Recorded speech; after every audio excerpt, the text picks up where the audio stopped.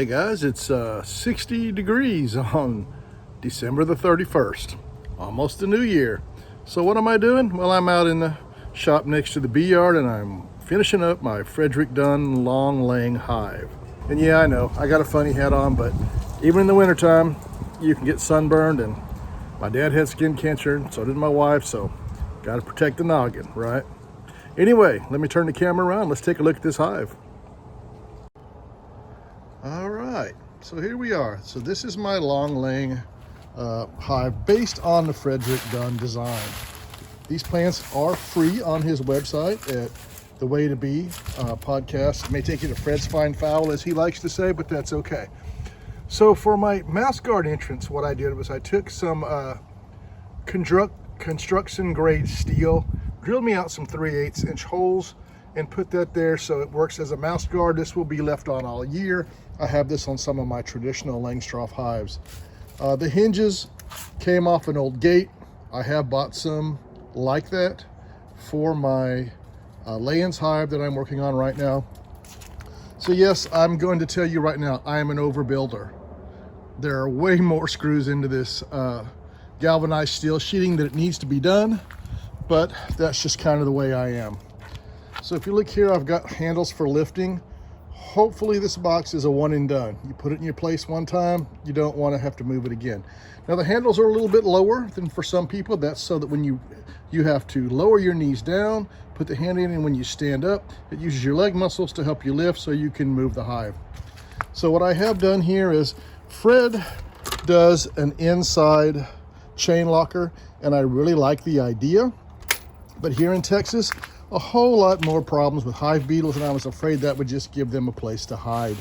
And so I eliminated the chain locker and put the chains on the outside. So the idea behind the chains here on the outside, you'll notice that it has these clips in there. That's so that I can actually take the chains off and either store them inside the hive, or I can use them in other hives, because I've made all of my long layings will have the hooks in the same place. So one set of chains for every hive, just trying to be efficient with what I make. So on the front here, or actually this is the back of the hive. You're going to work a long horizontal hive. You want to work from the back so that the bees come into the front. So this is actually the back side of the hive. I only put one latch on this hive as opposed to two, and it's not a very big latch, primarily because, as you can look here, I'm inside of a privacy fence, a 6-wall fence, and then my bee yard is separated again with a fence inside of a fence. So I'm not really worried about the outlying winds like some places have. Now, I did put legs on my hive. I decided to do that versus a hive stand because I just thought for me it was more efficient and easier just to make them that way. There is, of course, a bee escape right there, and this is my plug that goes in there. So just a 3/8 inch plug, a 3/8 inch plug. It's actually just drying right now because it has the wet glue on it, but that will go in there. I haven't decided whether I'm going to do upper roof venting. I know a traditional house has venting, and this is Texas, so I will probably put 1 or 2 vent holes in the end and cover it with some number 8 cloth, which is stainless steel cloth, but I have not decided on that yet. So let's take a look inside the hive, and what do we have here? Well, the latch is pretty simple. This thing is heavy, and as you're going to see, as of right now, I use 2 chains just so that if the wind's blowing, it doesn't move anywhere. I have not done any insulation on the upper part of the hive yet. I can't decide whether I'm just going to do straight up Reflectex or if I'm going to use pink foam. And then if you look down here, so this is my Reflectex blanket. This is probably overkill. I like to overbuild things. I can't help it. I should be part of Overbuilders Anonymous if there was ever such a thing. The tape on the outside is just to help protect the edges because Reflectex is pretty fragile. So you would just take up your blanket here. Then you have your cover boards. Now I used cedar planks. These are just your standard fence pickets. They are not treated at all. They don't have to be. And then you would just pull your boards up when you want to expose a hive. And this is kind of what it looks like when there are frames down in here. Now, obviously, there's crap down in the bottom of my hive, so don't pay attention to that. But, so the frame's sitting just like this.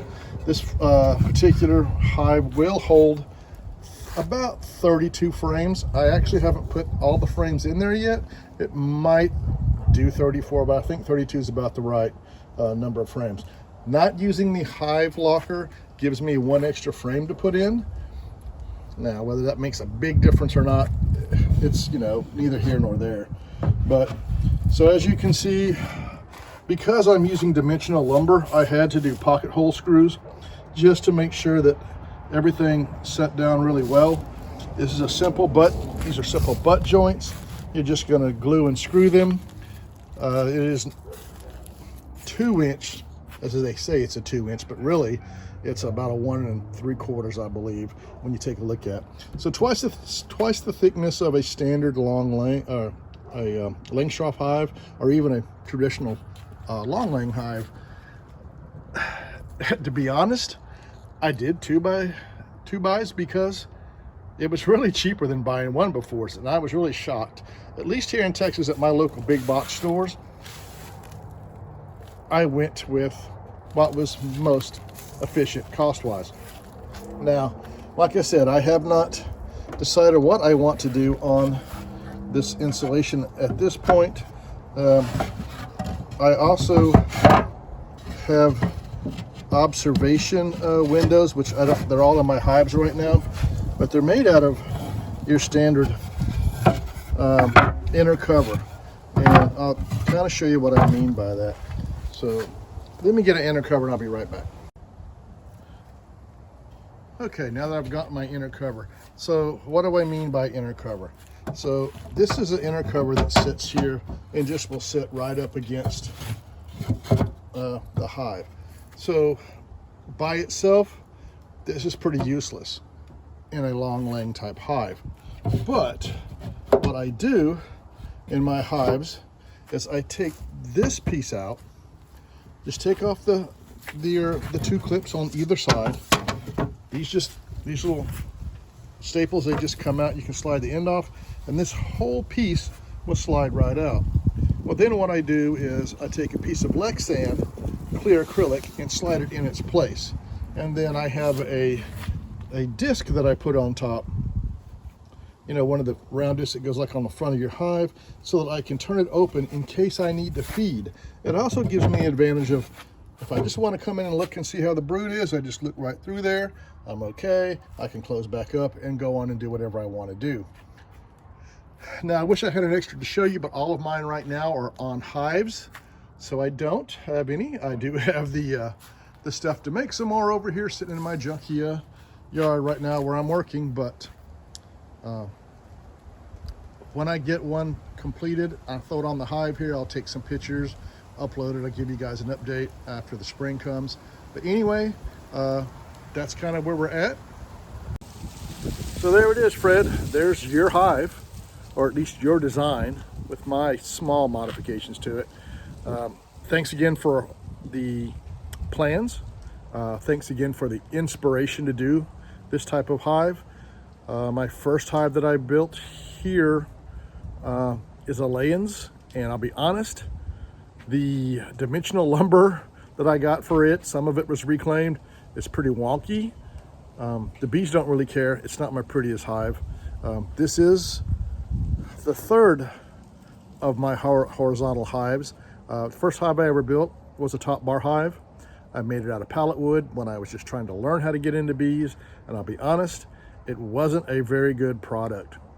And in the end, it didn't last very long. Not because of the concept of the hive, but because of the equipment and the wood that I used.